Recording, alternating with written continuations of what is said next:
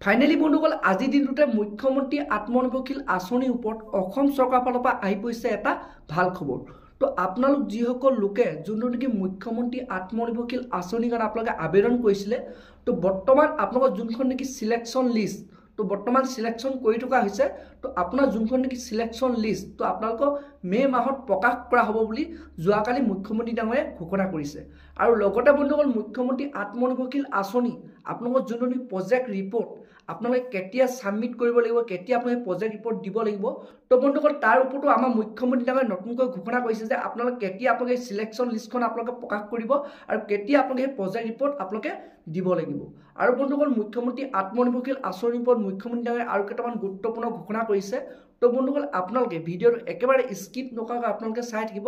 আৰু লগতে যদি আপোনালোকে মোৰ চেনেলটোত নতুনকৈ ভিজিট কৰিছে, চেনেলটো লাইক এটা কৰিব, পাৰিলে ছাবস্ক্ৰাইব কৰিব, লগতে আপোনালোকৰ বেল আইকনটো অন কৰি থ'ব। যেতিয়া বন্ধুসকল এনেধৰণৰ খবৰবোৰ আহি থাকিব, তো প্ৰথমে বন্ধুসকল আপোনালোকে সেই ভিডিঅ'টো লাভ কৰিব পাৰিব।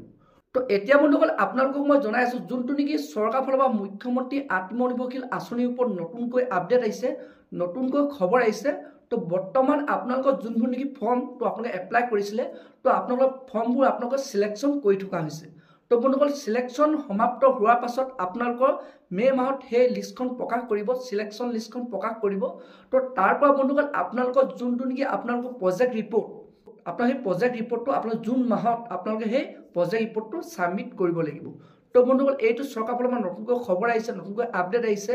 তো বন্ধুসকল সেইটো কাৰণে আপোনালোকে অপেক্ষা কৰিব লাগিব। বৰ্তমান আপোনালোকে এপ্লাই কৰা যোনটো নেকি আপোনালোকৰ চিলেকশ্যন লিষ্টখন আপোনালোকে চিলেকশ্যন কৰি থকা হৈছে, তো সেই চিলেকশ্যন লিষ্টখন আপোনালোকে মে' মাহত প্ৰকাশ কৰাৰ পাছতে আপোনালোকৰ যোনটো নেকি প্ৰজেক্ট ৰিপৰ্ট আপোনালোকে জুনত আপোনালোকে সেই প্ৰজেক্ট ৰিপৰ্টটো ছাবমিট কৰিব লাগিব। তো বন্ধুসকল এইটোৱে চৰকাৰৰ ফালৰ পৰা নতুনকৈ আপডেট আহিছে, নতুনকৈ খবৰ আহিছে। আৰু বন্ধুসকল আপোনালোকৰ যেতিয়াই নেকি মুখ্যমন্ত্ৰী আত্মনিৰ্ভৰশীল আঁচনিৰ ওপৰত যদি নতুনকৈ খবৰ আহে যে আপোনালোকে কেতিয়া আপোনালোকে প্ৰজেক্ট ৰিপৰ্টটো আপোনালোকে কোনটো তাৰিখত ছাবমিট কৰিব লাগিব আৰু কোনটো আপোনাৰ তাৰিখত আপোনাৰ ইণ্টাৰভিউ হ'ব, তো বন্ধুসকল আপোনালোকে চেনেলটো লাইক এটা কৰি দিব, ছাবস্ক্ৰাইব এটা কৰি দিব। যেতিয়া বন্ধুসকল মুখ্যমন্ত্ৰী আত্মনিৰ্ভৰশীল আঁচনিৰ ওপৰত নতুন খবৰ আহে, তো প্ৰথমে বন্ধুসকল আপোনালোকে সেই ভিডিঅ'টো আপোনালোকৰ মোবাইলত লাভ কৰিব। তো বন্ধুসকল আজি ভিডিঅ'টো ইমানতে ৰাখিছোঁ।